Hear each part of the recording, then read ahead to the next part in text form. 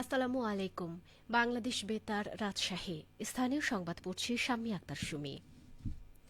বিভাগীয় commissioner doctor আ.ন.ম Bazlur Rashid বলেছেন, আমিষ উৎপাদনের ক্ষেত্রে বাংলাদেশ এক অভূতপূর্ব অর্জন করেছে।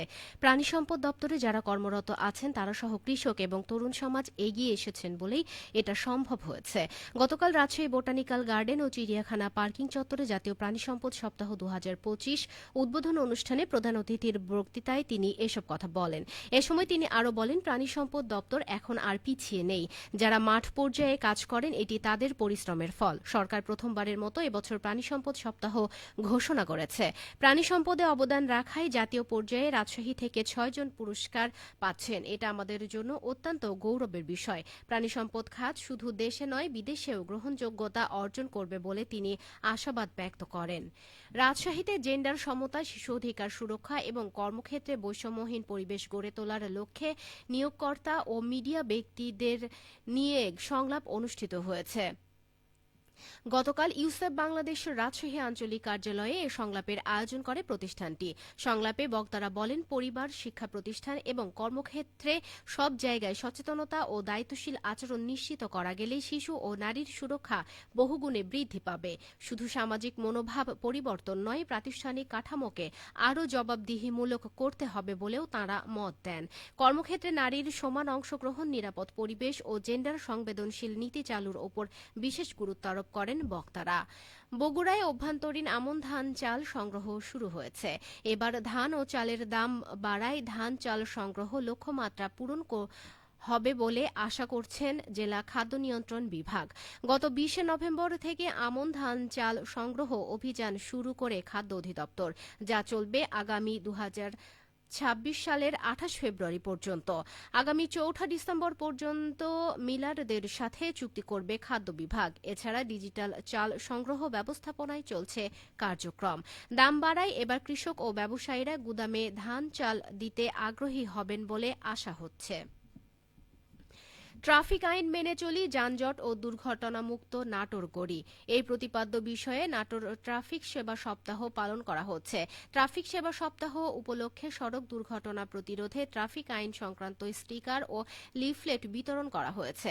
গতকাল শহরের বড় হরিশপুর বাইপাস মোড়ে এই কার্যক্রমের নেতৃত্ব দেন অতিরিক্ত পুলিশ সুপার প্রশাসন মোহাম্মদ ইফতেখায়ের আলম।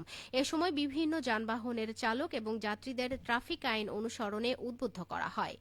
রাজশাহী নগরীর শাহমুকদম থানা এলাকায় অবৈধভাবে সংঘবদ্ধ হয়ে সড়কে টায়ার জ্বালানো, ককটেল বিস্ফোরণ এবং জনমনে আতঙ্ক সৃষ্টির ঘটনায় জড়িত থাকার অভিযোগে গতকাল আওয়ামী লীগের সক্রিয় ৪ জন নেতাকর্মীকে গ্রেফতার করেছে শাহমুকদম থানা পুলিশ। গ্রেফতারকৃতরা হলেন ১৭ নম্বর ওয়ার্ড আওয়ামী লীগের সাধারণ সম্পাদক মনিরুজ্জামান মনি ও একই ওয়ার্ডের যুবলীগের সাধারণ সম্পাদক মোহাম্মদ রনি, রাজশাহী জেলা ছাত্রলীগের উপছাত্র বিষয়ক সম্পাদক মোহাম্মদ রতন আলী এবং আওয়ামী লীগ কর্মী মোহাম্মদ মানিক মিয়া।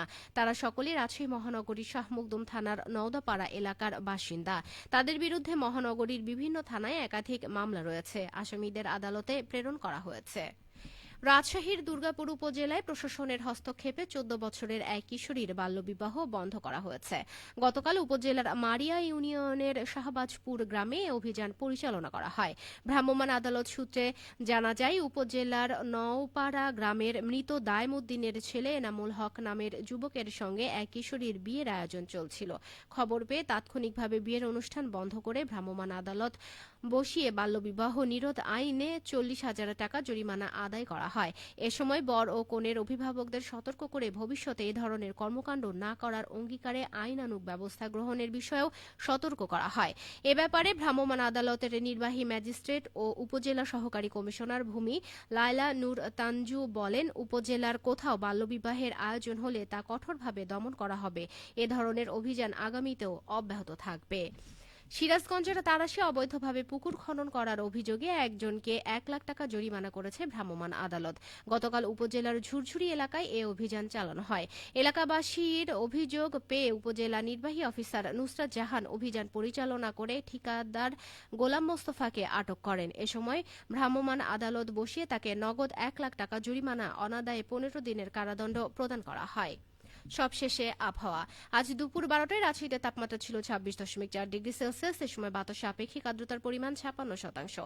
রাজশাহী ও পার্শ্ববর্তী এলাকায় আজ সূর্যাস্ত সন্ধে 5টা 16 মিনিটে। সংবাদ শেষ হলো। আমাদের পরবর্তী সংবাদ দুপুর 2টা 5 মিনিটে।